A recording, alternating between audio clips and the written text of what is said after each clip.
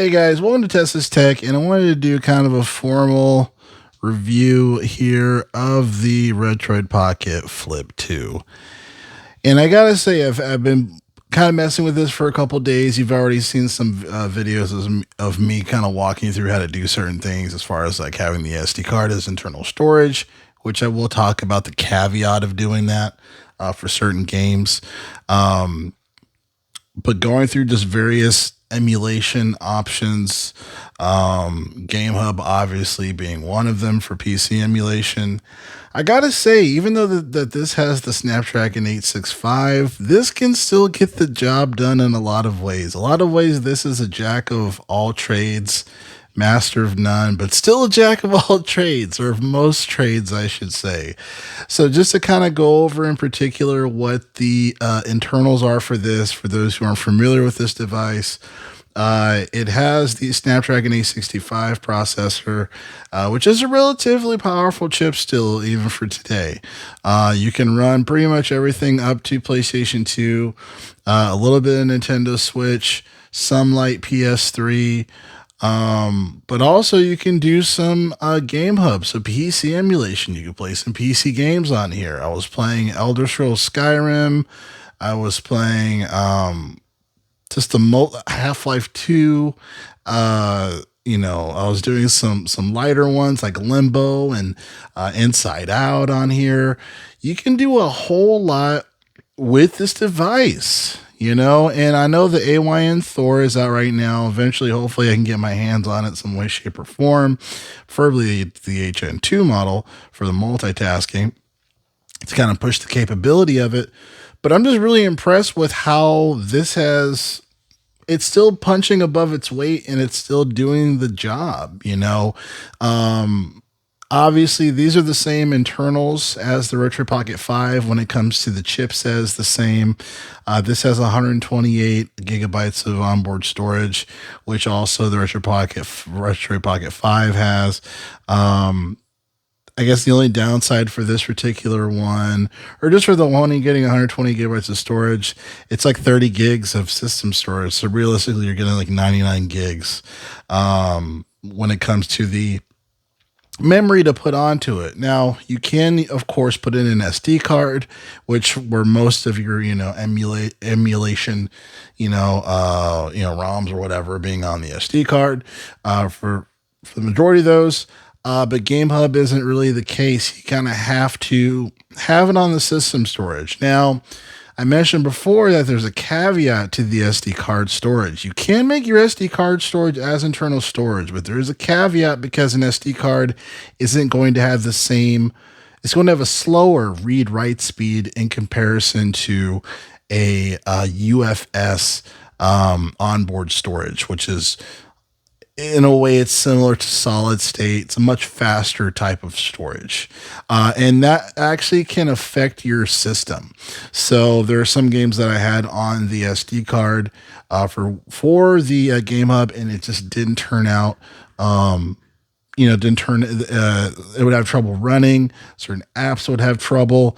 So if you are doing internal storage, try to have the fastest SD card that you have to do that, but just caution, very much caution when it comes to that. And that's kind of where the rubber meets the road on this. Obviously, when it comes to certain games, it's not going to be able to push the full powerful capability, but it does so much, and there's a charm to it too. One of the things, it's obviously a very simple notion, but just closing it being able to go into actual sleep mode, and then, if I have downtime, I can pick it back up, and it continues where I left off. Like, that type of stuff is really aesthetically pleasing. I love the analog sticks on the top. I kind of wished, obviously, I know some people have had issues with stick drift over time. Of course, I haven't really encountered anything like that because I just got this device. So, just kind of use the analog sticks with caution. They're not going to be full size, like Xbox style type of analog sticks.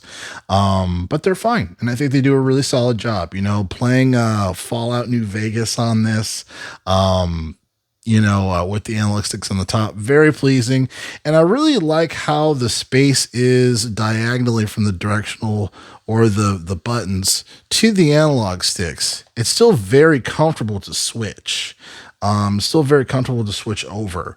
And I kind of wish there were more devices that had that type of capability. Obviously, space is a thing, right? Because there's so many devices where the buttons are right below the analog sticks, or right above the analog sticks. So you kind of have to pick and choose, and it can be a little cramped when it comes to that, So with the AYN Thor, for example, I probably would get a grip for it, just because since the analog sticks are offset, you're going to want something to hold on to with your right hand, especially if you're planning using the analog stick, that's on the bottom for the AYN Thor. But back to the Flip 2. There's a real charm to this thing, and I know one of the biggest concerns that a lot of people had was that some of these things were cracking when it comes to the hinge. I gotta say, man, it's just, you just take care of the device, and it's because I'll be honest. I feel like I was one of those people very concerned when it came to the cracks, because I was doing a lot of shopping, looking around, trying some different Retroid devices. And I was like, damn, it was like the hinges are breaking. It's kind of crazy. But you just have to think like this is a plastic shell of a device, It's still plastic at the end of the day, so you have to really just be kind of careful with it. Don't slam it all the time or use force, just a little TLC comes a long way, right? So I think as long as you do that, I think you'll be fine. I know there's a lot of, because I've been keeping, tabs on like retro handhelds channel, and all these other folks, just kind of getting their thoughts and seeing if their hinges have cracked over time. And the majority of people said no when it comes to the Flip 2. So it seemed like that whole thing was blown out of proportion, but I will just say, just handle the damn device with care and you'll be fine. So I haven't had any issues like that since I've owned the device. There's a lot of charm to it. I will say there's so much charm to this device. I have a Steam Deck. Just for clarity, I have a Steam Deck. I have an Asus ROG Ally, not the Xbox Ally X, just the OG. What's the Z1E model, but it's the ROG Ally. I am thinking about getting an O2 Portal because I love that 7-inch OLED screen. I just really want that and the storage to put for Game Hub. I'm leaning between that or the Ioneo Pocket S, one of those two. But I don't see myself returning this. I don't see myself bringing this back. There's a certain charm for this form factor, the clamshell form factor, that I can see this traveling more so with this. And this is a much cheaper than all of those things, obviously, right? And yes, this won't play all of those things, but for what it plays, it does a really solid job. Like I've been, for the games that I've been playing, there's a lot of games I want to beat on this device, and I think that says a lot. And it's nice that I can fall over to the Steam Deck if I need to do something where it's going to be a little more intensive that this thing can't do. But because of the form factor being a clamshell device, and I can kind of push it to its limits, I don't feel like this is a waste, because I'm a use case guy. When it comes to what are you using your devices for, just know the capability of them. So for 2025, I would still say that the Retroid Pocket Flip 2 is still a solid deal.